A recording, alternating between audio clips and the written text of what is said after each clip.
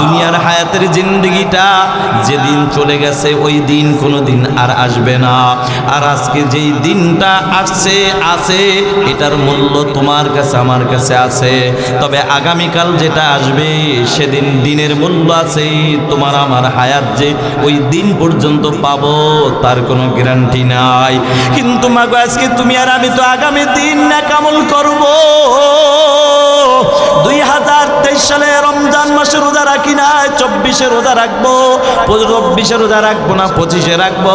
মাগো এই 2025 সালের মাহে রমজান মাসের রোজা পর্যন্ত তুমি যে বাঁচবা তার গ্যারান্টি কোথায়? এই যুবক ভাই, বৃদ্ধ বাবাজিরা, আপনি যে বাঁচবেন তার গ্যারান্টি কোথায়? ও পর্দার আড়ালের মা, আজকে কেন শুধু খালি দুনিয়া দুনিয়া নিয়ে কেন এত ব্যস্ত? একটাই কারণ, তোমার আমার মধ্যে মরণের ভয় নাই। তোমার আমার ভিতরে কবরের কোনো ভয় নাই, তোমার আমার ভিতরে মরণের ভয় নাই। মরণের ভয় যদি থাকতো তাহলে দুনিয়া দুনিয়া নিয়ে এত ব্যস্ত হইতাম না। ও পর্দার আড়ালের মা, শয়তান তোমারে বারবার ধোঁকা দেয়। বোন রে, তোর এখনো পর্দায় যাওয়ার সময় হয় নাই, তোর এখনো পর্দার বয়স হয় নাই। তুই এখন যুবতী, তোর এখন এই বয়সে তুই এখন মার্কেটে ঘুরবি বেনিটি ব্যাগ একটা নিয়া, টাইট ফিট একটা বোরকা পইরা, ফিটিং বোরকা পইরা তুই এখন ওই মতলব মার্কেটে ঘুরবি। তুই ওই নায়েরগাঁও মার্কেটে ঘুরবি, দাউদকান্দি মার্কেটে যাবি, ওই গরিপুর মার্কেটে যাবি, কুমিল্লাও সুযোগ পাইলে যাবি, মাঝে মাঝে ঢাকা নিউ মার্কেটে যা মার্কেট করবি। শয়তান তোমারে ধোঁকা দেয় বোন রে। এই বুড়া হইলে তো আর তোর স্বামী নিবে না, তখন আর তুই ঘুরতে পারবি না। ওই দোকানওয়ালার কাছে যে একটা সুন্দর হাসি দিতে পারবি না, তখন তুই বোরকার মধ্যে প্যাকেটের মধ্যে ঢুকবি। এখন বোরকায় ঢুকা কোনো লাভ নাই। ওই বোরকা পরলেও মা, বোন রে, তোমাকে শয়তান ধোঁকা দেয়। বোন, তুই বোরকার মধ্যে ঢুকলো, এমন একটা বোরকা পর তোর বোরকার উপর দিয়ে যেন পুরুষরা তাকায় থাকে। তুই পুরুষকে আকৃষ্ট করার জন্য যত ধরনের পদ্ধতি আছে আমি শয়তান তোরে সহযোগিতা করব, তুই কোনো টেনশন করিস না। কিন্তু মারে শয়তান তোমারে ধোঁকা দিয়া দিয়া বোকা বানায় ফেলাইছে। আসলে কিন্তু না মা না, এই শয়তান কিন্তু তোমাকে আমাকেই ধোঁকা দিতে দিতে একসময় জাহান্নামের গর্তের কিনারায় ধাক্কা মেরে ফেলে দিবে। তখন শয়তান কিন্তু তোমার আমার সঙ্গে থাকবে না। শয়তান কিন্তু একবারও বলবে না এই আল্লাহর ফেরেশতারা একে ধাক্কা মেরা জাহান্নামে ফেলে দিও না, কারণ এরে ধোঁকা মাইরা আমি বোকা বানাইছি। এই কথা শয়তান কিন্তু বলবে না। শয়তান হাসতে হাসতে আর নাচতে নাচতে চইলা যাবে। ও যুবক ভাইরা, আজকে শয়তানের ধোঁকায় পরে যত ধরনের গুনাহ করতেছ, যুবতী, যুবতী বোন, যুবক ভাইরা, শয়তান কিন্তু তোমার বারবার একটাই ধোঁকা দেয়, আগামীকাল আগামীকাল আগামীকাল নামাজ করবা, আগামীকাল রোজা রাখবা, আগামীকাল পর্দার আমল করবা, আগামীকাল থেকে তুমি স্বামীর খেদমত করবা। কিন্তু যুবক রে, ও যুবতী বোন, কেমনে তুমি আগামীকাল পর্যন্ত বাঁচবা গ্যারান্টি নাই। যুবক ভাই, আগামীকাল পর্যন্ত বাঁচবা এটার কোনো গ্যারান্টি নাই। এক বাদশার কাছে একজন যুবক যাইয়া বলে, ও গো বাদশা, আপনার কাছে একটা কিছু আমি বড় উপহার চাই। বাদশা বলে, আমি তোমাকে উপহার দিব, তবে শর্ত হইল আমি বাদশার বিশাল একটা ফলের বাগান আছে, তবে এই বাগানের মধ্যে এক একটা স্তর আছে। এই বাগানের মধ্যে তুমি এই বাগান থেকে, আমি বাদশার বাগান থেকে তুমি আমাকে ভালো ফল ছিঁড়ে যদি খাওয়াইতে পারো তাহলে আমি বাদশার পক্ষ থেকে দামি পুরস্কার পাইবা। তবে যুবক শুনে না, শর্ত হইল একটা, যেই বাগান একবার অতিক্রম করবা দ্বিতীয়বার আর পিছনে ব্যাক করতে পারবা না, পিছনে বাগানে আসতে পারবা না। যুবক আল্লাহর গোলাম ওই বাদশাকে খুশি কইরা পুরস্কার নিবে, মনে বড় আশা। যুবক মনে আশা নিয়ে ওই বাগানে যায়। প্রথম যায় দেখে বাগানের মধ্যে অনেক সুন্দর ফল দেখা যায়। যুবক একবার চিন্তা করে আমি ফল নিব, আবার চিন্তা করে না না, বাদশার তো আরো বাগান সামনে আছে, সেখান থেকে হয়তো এর চাইতেও ভালো ফল আমি পাবো। এই চিন্তা করে যুবক সেই বাগান থেকে ফল নেয় নাই। দ্বিতীয় বাগানে যায় হাজির, তাকায় দেখে অনেক সুন্দর ফল।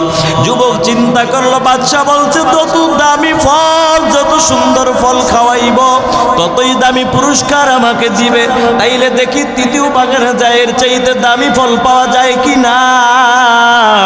বাদশার কথা অনুযায়ী শর্ত পালন করতে যাইয়া যুবক আর পিছনে আসার সুযোগ নাই, শুধু খালি সামনে যায়।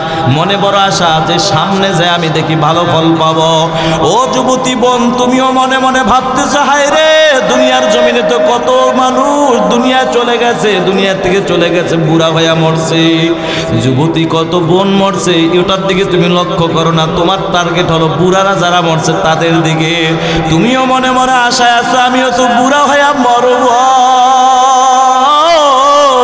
তাহলে এই সামনের দিনগুলো আমি ইবাদত করে করে আল্লাহর খাঁটি গোলাম হয়ে যাব, আল্লাহর খাঁটি প্রিয় বান্দি হয়ে যাব। রাবেয়া বসরির মতো আমি ইবাদত করে করে দুনিয়া থেকে বিদায় হব। কিন্তু মা, তোমার কি জানা নাই তোমার মতো কত যুবতী বোন দুনিয়া থেকে বিদায় হয়ে গেছে রে মা। তোমার মতো কত বান্ধবী, তোমার নিজেরই বান্ধবী সন্তান প্রসব করতে যাইয়া দুনিয়া থেকে বিদায় হয়ে গেছে। মারে, তুমি সেইটা কেন দেখো না? খালি বুড়ারা মরছে, বুড়া কোন বুড়ি মরছে সেইটাই দেখো। আরে মা, তোমার মতো যুবতী যে মরছে তার দিকে কেন তুমি নজরটা দেও না? আরে তোমার আমার অবস্থা কি হয়ে দাঁড়াবে মা? শেষ পর্যন্ত এই যে আগামীকালকের আশায় আশায় ঘুরি,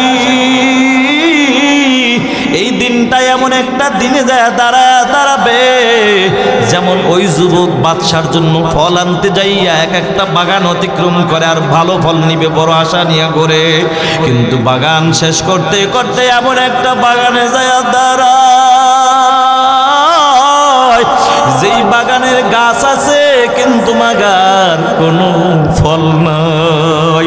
এখন যুবক দাঁড়াইয়া ব্যাগটা হাতে নিয়ে শুধু খালি কান্দে। যুবক খালি কান্দে, হায় রে আমি কি করলাম? আমি যদি আজকে বাদশার জন্য ওই দামি ফল যদি ওই বাগানটা থেকেই নিতাম তাহলে আমি বাদশার কাছ থেকে আমি বড় পুরস্কার পাইতাম। আমি তো বড় আশায় আশায় সামনে আগাইলাম, কিন্তু আমার আশা সব বাসা ভাইয়া দিছে। হায় রে, এটাই তো দুনিয়া। ও যুবতী বোন, ও পর্দার আড়ালের মা, এটাই কিন্তু তোমার আমার দুনিয়ার জীবনটাও কিন্তু ওই বাদশার যুবকের ঘটনার সাথে 100% মিল, কোনো সন্দেহ নাই। মাগো, যদি ভালো নেককার হইয়া যদি ইবাদত কইরা জান্নাতের মেহমান হইয়া কবরে যাইতে চাও, মা একটা পদ্ধতি হলো বেশি বেশি মরণের কথা স্মরণ করো। আরে তুমি আমি তো গুনাহগার হওয়ার পরও মরণের কথা স্মরণ করতে পারি না, কিন্তু ওই মায়ার নবীর বিবি আম্মাজান খাদিজাতুল কুবরা রাদিয়াল্লাহু তাআলা আনহার দিকে তাকাও। ওই খাদিজাতুল কুবরা রাদিয়াল্লাহু তাআলা আনহা, হায় রে, তার জীবনটা কেমন ছিল? নবী আমার ডাক দিয়া বলে, খাদিজা,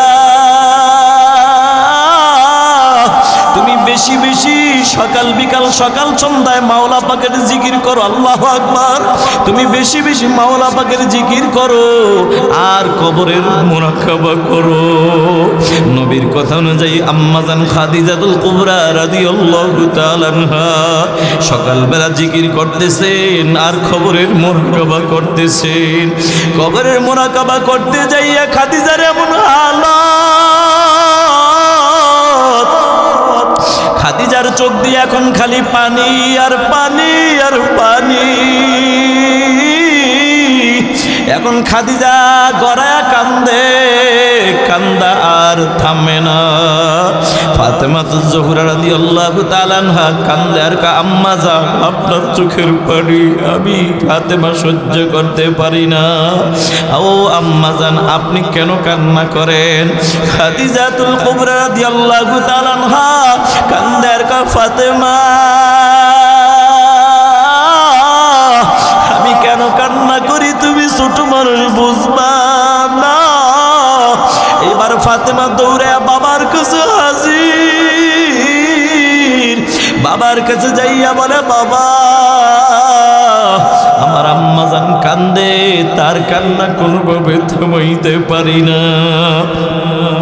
নবী আমার আয়েশা দেখে খাদিজা কান্দে, মায়ার নবী ডাক দিয়া কয় খাদিজা তুমি কেন কান্দ? তোমার কান্না বন্ধ করো। আমার কলিজার টুকরা ফাতেমার চোখে পানি, তোমার চোখের পানি দিকে ফাতেমার চোখেও পানি চলে আসছে। খাদিজা তোমার কান্নাটা বন্ধ করে দাও, আমি ফাতেমার চোখের পানি সহ্য করতে পারি না।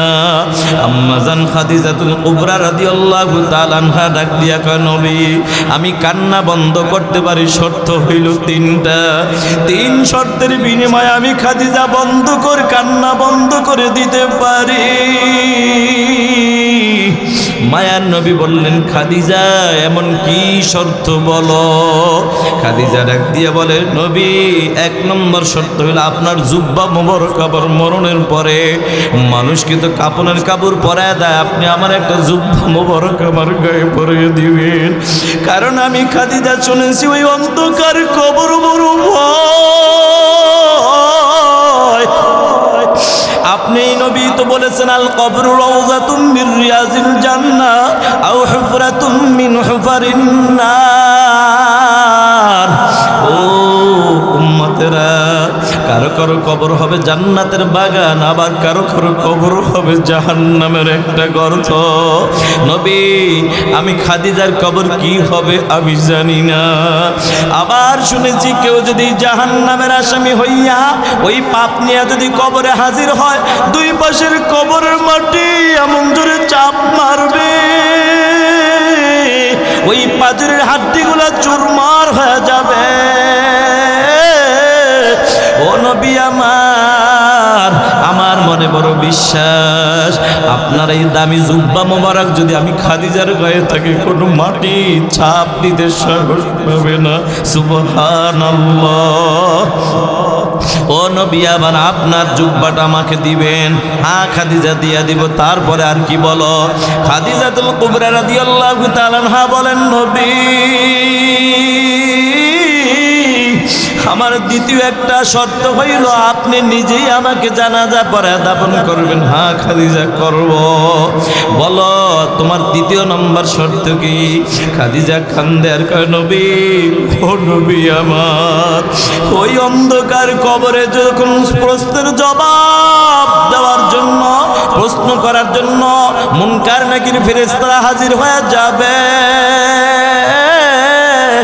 আমি খাদিজা তখন ফেরেশতাদের দিকে তাকাইয়া আমি তখন ভয়ে প্রশ্নের জবাব ভুলে যাইতে পারি। নবী আপনার কাছে আবদার হইল আপনি সবাই আমাকে মাটি দিয়ে দাফন কইরা চলে আসবে। আপনি নবী কিন্তু আমার খবরের পাশে বসে থাকবেন। মুনকার নাকির ফেরেশতারা আয়েশা যদি প্রশ্ন করে মার রব্বুকা তোমার রবকে,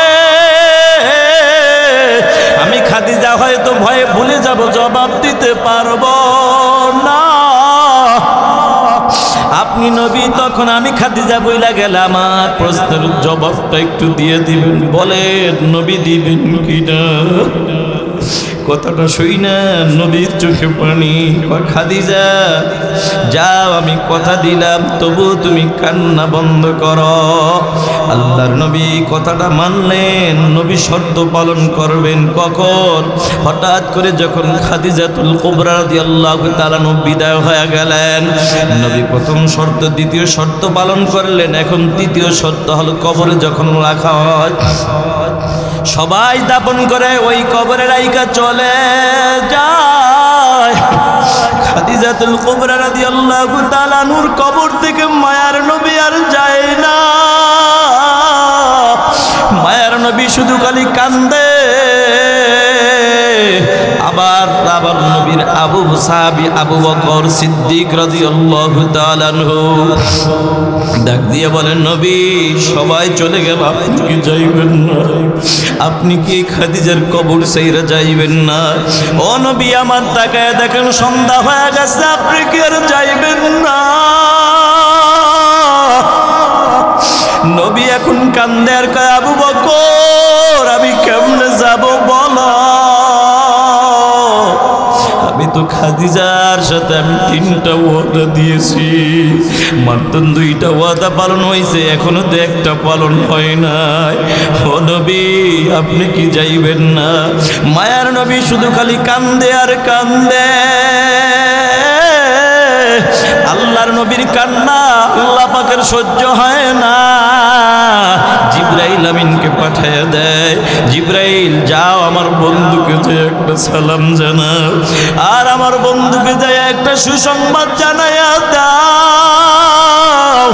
আমার বন্ধু যেই খাদিজার প্রশ্নের জবাব দেওয়ার জন্য এখানে বসে আছে, সন্ধ্যা হয়ে গেছে, আমার নবীকে বলো আর এখানে বসে থাকা লাগবে না। যেই খাদিজার প্রশ্নের জবাব আপনি দিবেন, সেই জবাব স্বয়ং আল্লাহ নিজেই দিয়ে দিছে। সুবহানাল্লাহ। ও পর্দার আড়ালের মা, ও পর্দার আড়ালের মা, তোমার আমার মনে তো কবরের ভয় নাই, এই জন্য দুনিয়া আর দুনিয়া, দুনিয়া আর দুনিয়া নিয়েই ব্যস্ত। মাগো শানে নুজুলের মধ্যে এখনো আছি, তাফসীরের শুরু করি নাই।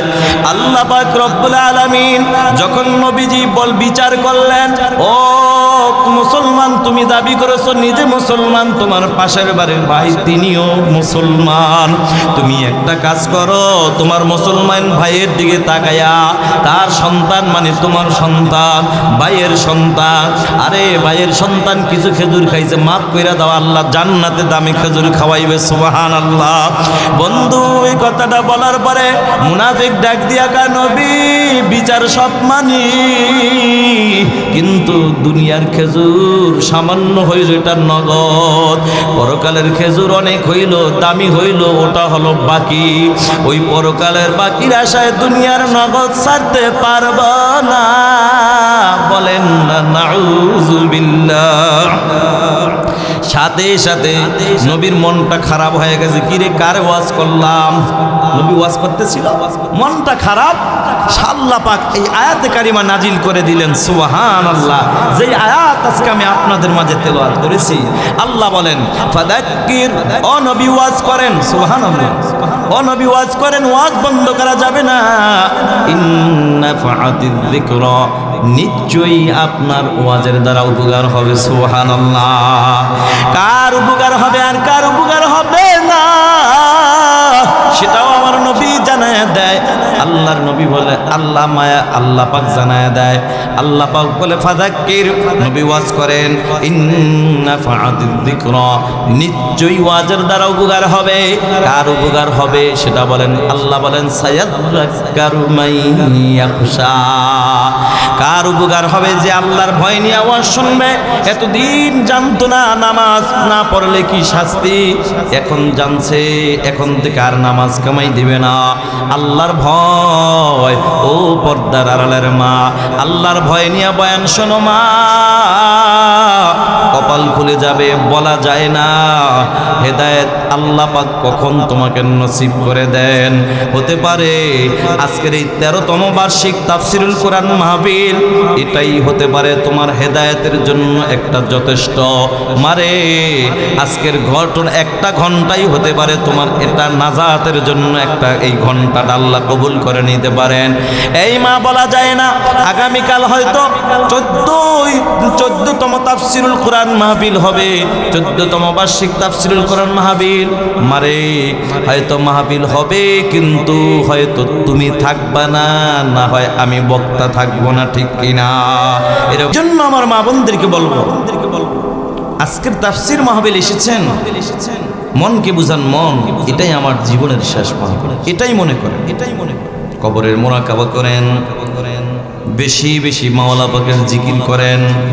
মারে আমরা তো জিকির করব কখন, আমরা তওবা করব কখন, দুরূদ শরীফ পড়ব কখন? আমাদের দিন কেটে যায় শুধুমাত্র অন্যের গীবত করে করে করে করে জীবনটা কেটে যায়। জীবনের হায়াতের মূল্যবান সময়টা তো আপনার আমার নষ্ট হয় অন্যের চগলখড়ি করতে যাইয়া। আর একজনের সাথে কেমনে আমরা দ্বন্দ্ব লাগাবো? মারে এই অভ্যাসটা কিন্তু আপনাদের মা বোনদের মধ্যে সবচেয়ে বেশি। এক দুইজন মহিলা এক জায়গায় হতে পারলেই আর একজনের গীবত শুরু হয়ে যায়, আছে না নাই? এমনকি নিজের স্বামীর ব্যাপারেও গীবত করতে কোনো দ্বিধাবোধ করে না। বর্তমানে এই সমাজের মধ্যে এমন নারীর অভাব নাই। ও মা বোনেরা, এই জন্য নিজের জীবনটাকে আল্লাহর গোলামি দিয়া সাজায় নেন, দুনিয়ায় শান্তি, পরকালে মুক্তি পাইবেন। কারণ সূরা নাহলের ৯৭ নং আয়াতের মধ্যে আল্লাহ বলেন আল্লাহ পাক বলেন, মান আমিলা সালিহাম মিন যাকারিন আও উনসা ওয়া হুয়া মুমিন ফালানুহইয়ান্নাহু হায়াতান তাইয়্যিবা।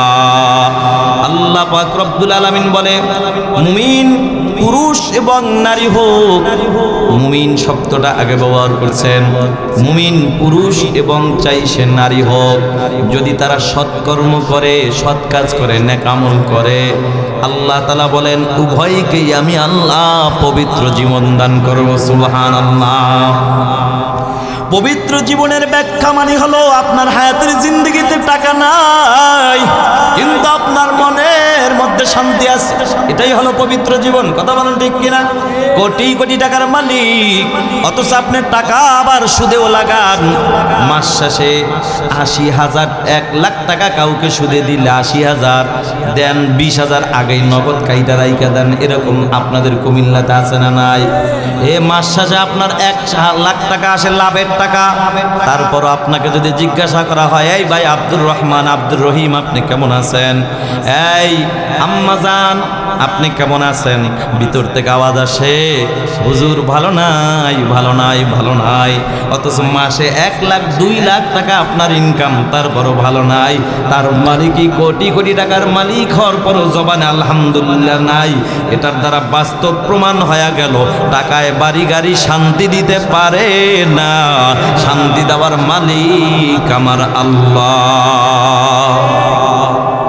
এই জন্যই আল্লাহ বলেন, মান আমিলা সালিহাম মিন যাকারিন আও উনসা ওয়া হুয়া মুমিন ফালানুহইয়ান্নাহু হায়াতান তাইয়্যিবা ওয়া লানাজজিয়ান্নাহুম আজরাহুম বিআহসানি মা কানু ইয়ামালুন।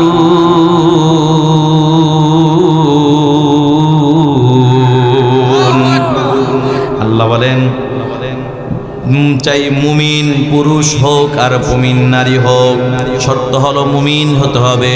মুমিন হওয়ার পরে যদি ঈমান আনার পরে যদি কেউ নেক আমল করে, সৎ কাজ করে, আল্লাহ বলেন উভয়কেই পবিত্র জীবন দান করবেন। সুবহানাল্লাহ। এই পর্দার আড়ালের মা, এখন নেক আমল করব কিভাবে?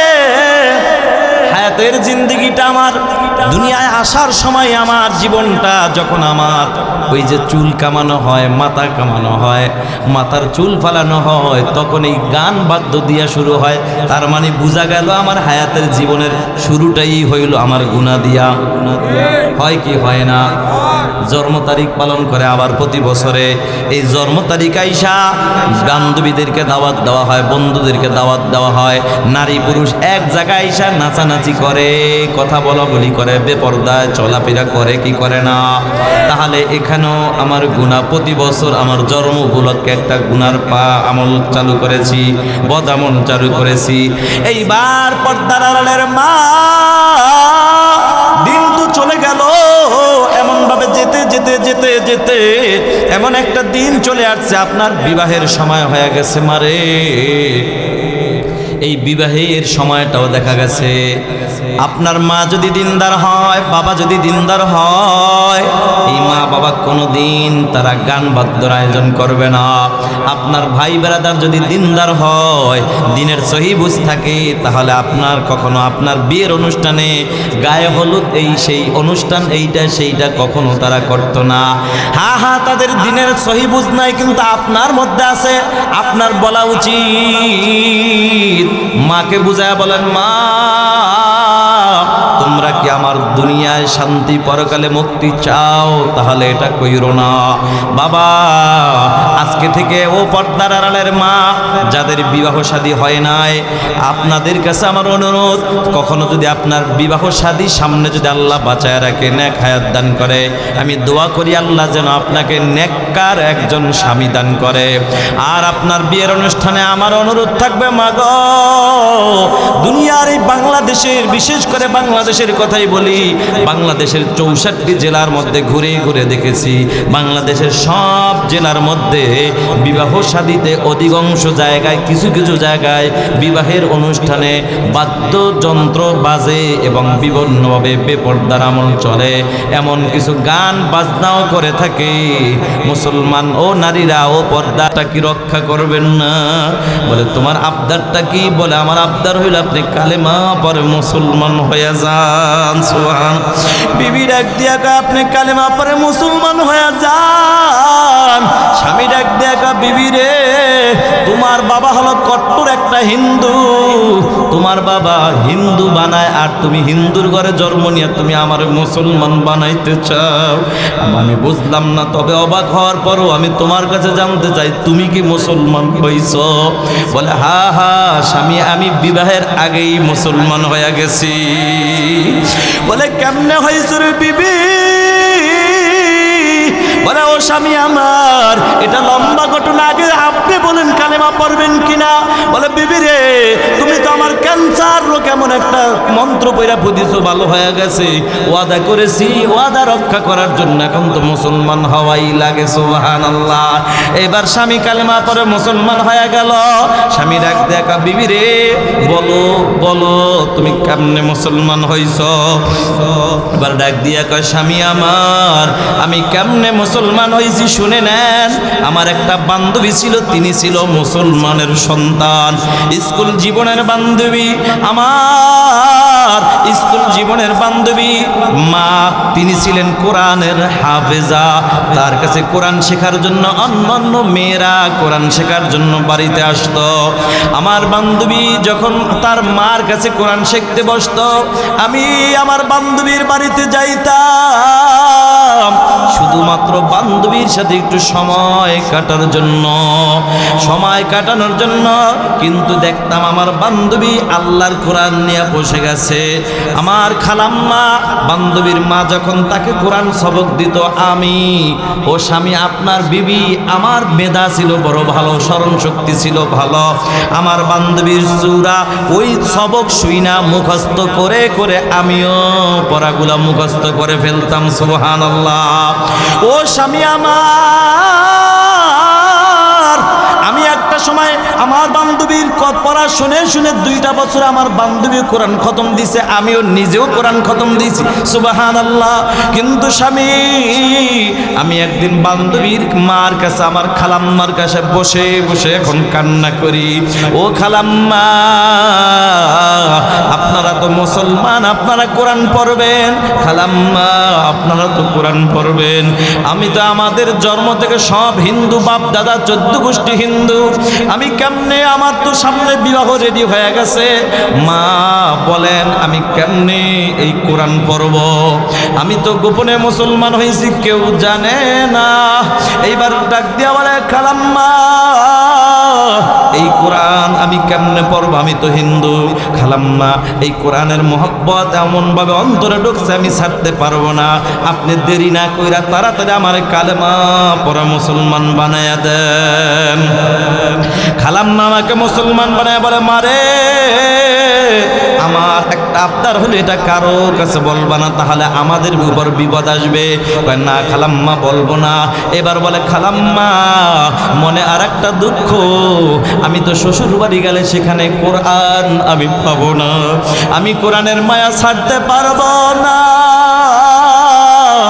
আমি কোরআন পড়বো কোথায়, পাবো কোথায়, পড়বো কিভাবে? খালাম্মা পরামর্শ দিল, মারে টেনশন নাই, আল্লাহ যেহেতু তোমার এই পর্যন্ত পৌঁছায় দিছে, ওটাও ব্যবস্থা আল্লাহ করবে। শুনে নাও, তোমার মার কাছে বলবা, মা গো আমার বান্ধবী এবং তার মাকে তুমি দাওয়াত দিবা বিবাহের অনুষ্ঠানে। তোমার মা যখন দাওয়াত দিবে, আমি তোমার বিবাহের অনুষ্ঠানে কিছু না কিছু একটা পুরস্কার তো আমি অবশ্যই দিব। আমি যখন পুরস্কার দিব তখন ওটার মধ্যে কোরআনও দিয়া দিব। সুবহানাল্লাহ। এইবার খালাম্মার কথা অনুযায়ী মেয়েটার বিবাহের প্রস্তাব যখন হয়ে যায়, প্রস্তাব চলে আসে, মেয়েটা মার কাছে বলে, মা আমার ওই বান্ধবী এবং মাকে দাওয়াত দিতে হবে, মুসলমান হয়েছে তো কি হয়েছে, তাদেরকেও দাওয়াত দিবা। এবার দাওয়াত দিছে।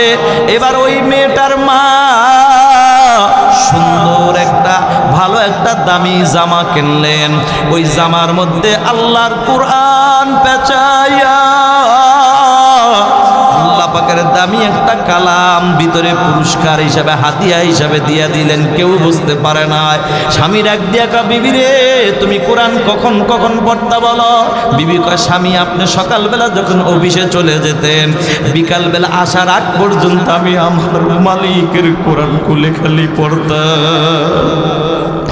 ও পর্দার আড়ালের মা, আমি আজকে দিয়ে আপনাদেরকে একটা ক্যান্সার রোগের ঔষধ দিব, কেউ যাবেন না, দোয়ার আগে আমি রোগের ঔষধটা দিয়ে তারপরে আমি আপনাদের কাছ থেকে বিদায় নিব। অবৃদ্ধ বাবাজিরা, এমন একটা রোগের ঔষধ আমি এমন একটা ঔষধ দিব, যেই রোগের রোগীকে আল্লাহ দুনিয়ার জমিনে ডাক্তার নামকে এটা হসপিটাল থেকে ফেরত দিয়ে দেয়, ওই রোগীকেও যদি একিনের সাথে এই আল্লাহর কালাম থেকে এই সূরাটা পড়ে পড়ে যদি দম করা হয়, মহান আল্লাহ রব্বুল আলামিন তার কুদরতি নজর দিয়া, কুদরতি সাহায্য দিয়া, রহমতের নজর দ্বারা, কুদরতি সাহায্যের দ্বারা বান্দাকে পরিপূর্ণ সুস্থ বানায় দিবেন। সুবহানাল্লাহ। ঔষধটা আপনারা নেবেন, আপনারা নেবেন, আল্লাহ পাক কবুল করুক, আমি দিব ইনশাআল্লাহ। তার আগে মা, ও মা, আমি একটা কথা বলি, মাগো স্বামীর খেদমত করবেন, শ্বশুর শাশুড়ির খেদমত করবেন, এবং এমনকি নিজের সন্তানকে সঠিক পথে চালানোর চেষ্টা করবেন। কারণ বাপ যদি ভালো হয়, মা ভালো হওয়ার আশা করা যায়। আর মা যদি ভালো হয়, গত বছর বয়ান করেছিলাম, ওই মায়ের গর্ভে সন্তান ভালো হওয়ার আশা করা যায়। এই জন্য পর্দার আড়ালের মা বোনদেরকে খুব অ্যালার্ট থাকতে বলবো, মারে আল্লাহ পাক আপনাকে সন্তান দিয়েছেন, এই সন্তানটাকে আপনি স্কুল কলেজ ভার্সিটিতে পড়ানো অসুবিধা নাই, ডক্টর বানান, ডাক্তার বানান, ইঞ্জিনিয়ার বানান, অসুবিধা নাই মারে। তবে সর্বপ্রথম যেই শিক্ষাটা দিবেন সেটা হলো আল্লাহর কোরআনের শিক্ষা। আপনি আল্লাহর কোরআনের শিক্ষা দিয়া ডাক্তার বানান, ডক্টর বানান, ইঞ্জিনিয়ার বানান, অসুবিধা নাই। আমাদের বাংলাদেশের ডাক্তার, ডক্টর, ইঞ্জিনিয়ারের দরকার আছে না নাই? এই যুবক ভাই, বৃদ্ধ বাবাজিরা, পর্দার আড়ালের মা, ভালো করে শুনে নাও, আমি শেষ ফিনিশিংয়ে চলে যাচ্ছি, 2-3 মিনিটের মধ্যে ছেড়ে দিব। মা, মারে শুনে নাও, মা যদি আদর্শবান হয়, মায়ের গর্ভে সন্তান হয় আদর্শবান। কেমন আদর্শবান দেখেন, আল্লামা খাজা কুতুবউদ্দিন বখতিয়ার কাকি রহমাতুল্লাহি আলাইহি, তার মা এই খাজা কুতুবউদ্দিন বখতিয়ার কাকি এমনি এত বড় আল্লাহওয়ালা হয় নাই। কেমন আল্লাহওয়ালা, কেমন আল্লাহওয়ালা, মরণের আগে জানাজা, মরণের আগে খাদেমকে বলে, খাদেম রে, 4 গুণওয়ালা ব্যক্তি যদি পাও তাহলে আমি খাজা কুতুবউদ্দিনের জানাজা দিবা, যদি 4 গুণওয়ালা ব্যক্তি না পাও আমার জানাজা দিবা না, বিনা জানাজাই মাটি দিয়া দিবা। এই 4 গুণ কি শুনে নাও। 1 নম্বর গুণ যার মধ্যে থাকবে, জীবনেও কোনো দিন আসরের 4 রাকাত সুন্নাত নামাজটাও ছাড়ে নাই। মা এখন চিন্তা করে দেখেন, ও যুবক ভাই চিন্তা করে দেখেন, বাবাজিরা চিন্তা করে দেখেন, আসরের 4 রাকাত সুন্নাত যেটা পড়লে সওয়াব, না পড়লে কোনো গুনাহ নাই। এই সুন্নাত ছাড়বে তো দূরের কথা, আমাদের ফরজেই তো আমরা ছাইরা দেই, ঠিক কিনা? অথচ খাজা কুতুবউদ্দিন আবদার করেছে, এই খাদেম শুনে না, 4 গুণ থাকবে। 1 নম্বর গুণ হলো আসরের 4 রাকাত সুন্নাত যার জীবনেও কোনোদিন ছুটে নাই। 2 নম্বর হলো যার জীবনে কোনোদিন তাকবীরুল্লাহ ছুটে নাই। 3 নম্বরে যার জীবনে কোনোদিন তাহাজ্জুদের আমলটা ছুটে নাই। মারে আমাদের তো ফজরের নামাজটাই ছুটে যায়। ও মা, এখান থেকে শিক্ষা নাও, জীবনের হায়াতের জিন্দেগিটা সময়টা আমরা সময় নষ্ট করব না, বরং তো সময়টা কাজে লাগাবার চেষ্টা করব। 4 নম্বর গুণ হলো জীবনে কোনোদিন কোন পুরুষ বেগানা নারীর দিকে তাকায় না, এমন 4 গুণওয়ালা কোন যদি লোক থাকে তাহলে তাকে দিয়ে আমাকে জানাজা পড়াইবা। সুবহানাল্লাহ। আমি এটা এখন ওদিকে আর যাচ্ছি না।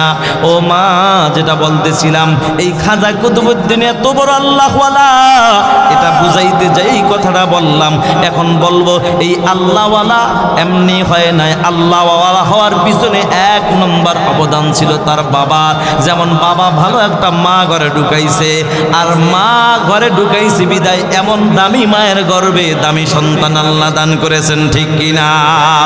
এই জন্য পর্দার আড়ালের মা খাজা কুতুবউদ্দিনের মায়ের কত অবদান দেখো।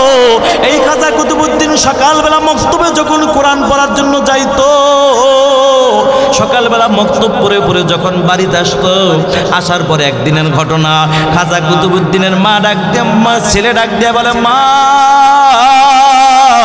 আমি কুতুবউদ্দিনের ক্ষুধা লাগছে, নাস্তা খাবো, নাস্তা দাও।